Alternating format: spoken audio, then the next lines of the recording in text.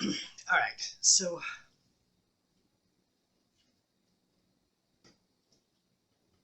have a seat, Dory. Thank you, baby. So this is partly a test and partly throwing some ideas out there. I've been wanting to do a video like this that's unscripted, where I just talk about why I make these how to genealogy videos and why I write the way that I do about the mafia. I think that the truth is the most important thing that I can put out there about anything. And in this case, it's the truth about how we got here. It's the truth about ideas about bootstrapping and sort of a Wild West cowboy, the man who stands alone, sort of an ideal that we have here in America. And ideas about just how our ancestors came and how they got along when they got here.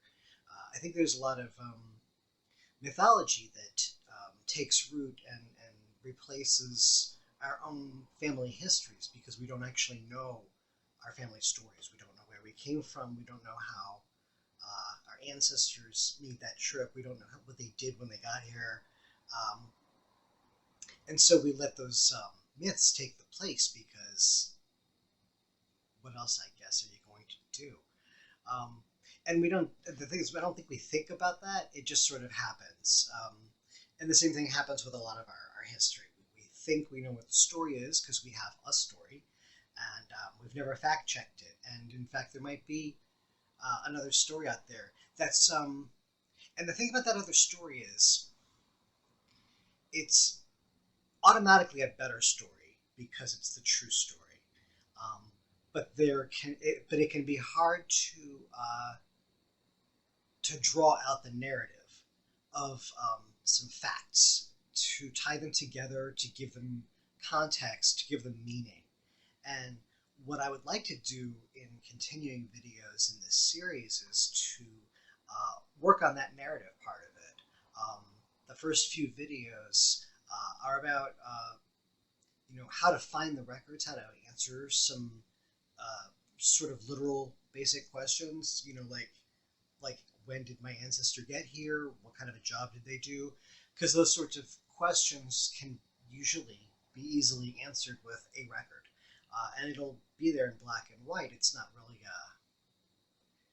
an ambiguous situation, but in but to try and assume or make an educated guess at what the motivations of somebody in the past was, that can feel a little more daring. And if you have more background in that history and you've read a lot of stories, real stories, histories about that time, I do believe that that will develop your confidence in being able to make connections and draw conclusions about why people did what they did.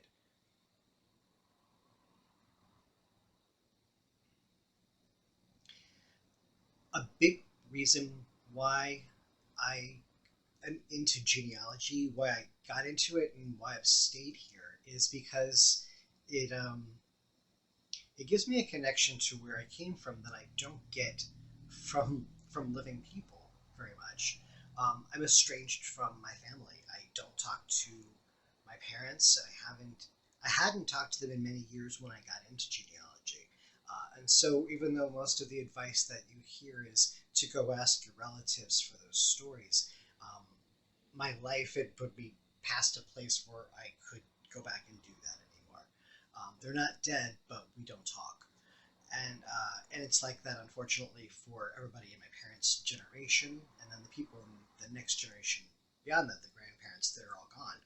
Um, I'm in touch with my sister and a couple of cousins, and so when I think about whose posterity this is going to go to, like who's going to benefit from the work that I do in my own family tree, I think in terms of my son, my niece, my second cousins, people like that, um, who can who will someday hopefully pick up this work and have an interest in it. Uh, but I don't mainly do it for them. I do it for me, and I think that's probably the honest answer to why most of us do most things. They fit some ideal of who we are. You know, I am the person who does this. So I've elected myself family historian, and I collect the stories and the research and find out the stories that weren't passed down to us too, and I tell them, not just to my own family, but to the world. Uh,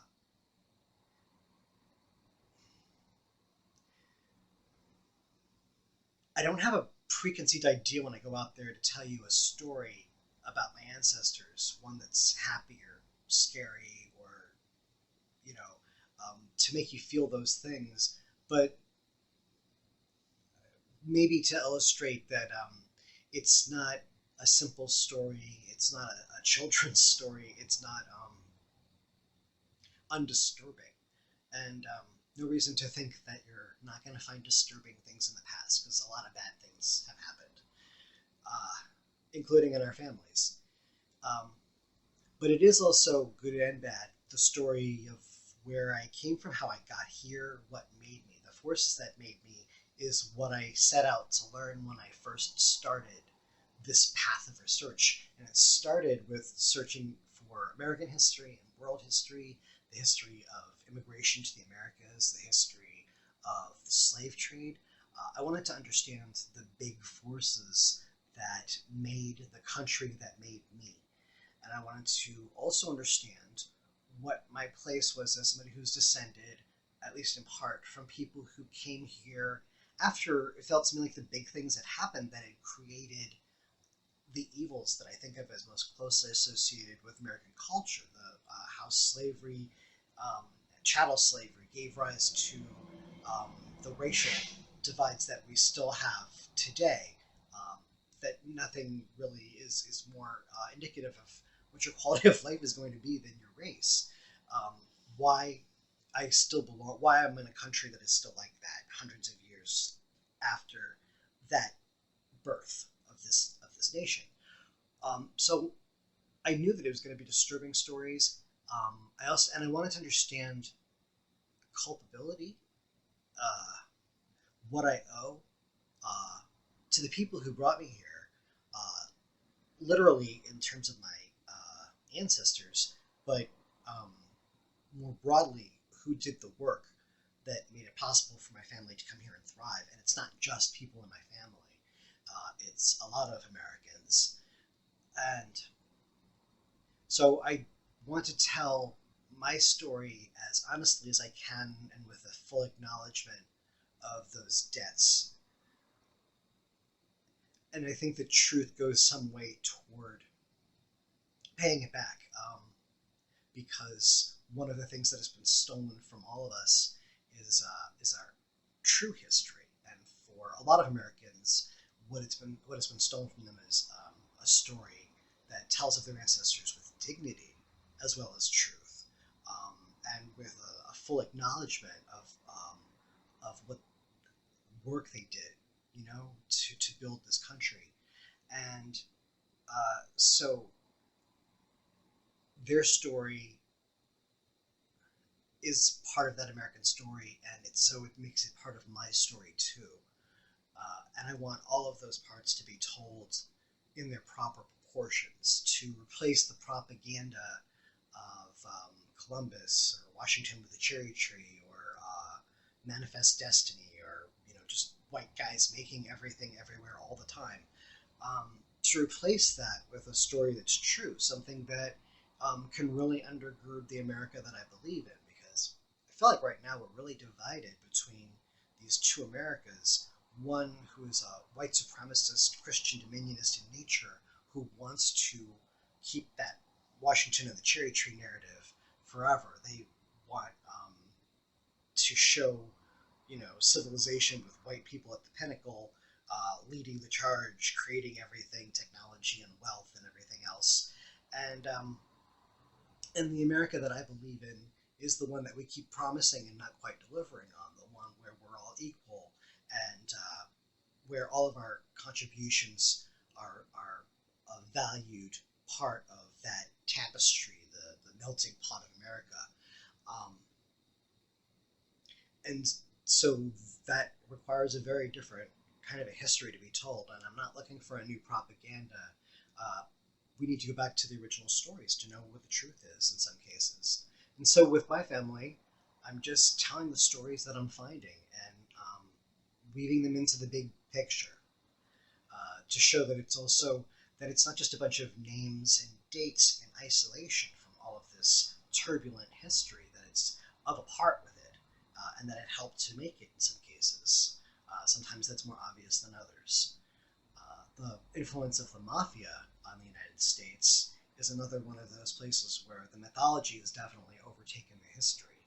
And there are a lot of mafia fans out there who see something admirable in it. And I definitely want to tear down their illusions. That's not what the mafia has ever been, as far as I can tell, and I've been studying it for years now, very in depth with complete dedication. That's all I do really is genealogy and mostly mafia genealogy, trying to understand how they work, what they do, who is involved, how people got into the mafia,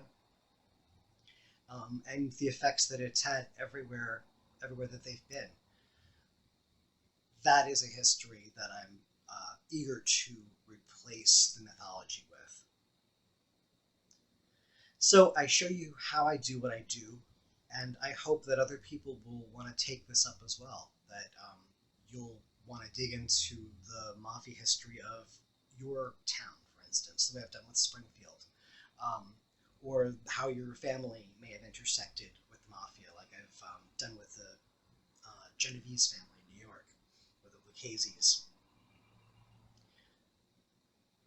Um, it's a To me, I understand this work as a social justice work, that it's a part of resistance genealogy, that we're resisting the narratives that are being fed to us by the white supremacist, um, you know, talking heads, and showing our receipts, saying that this is not just a competing narrative that I'm offering. I have the documents to prove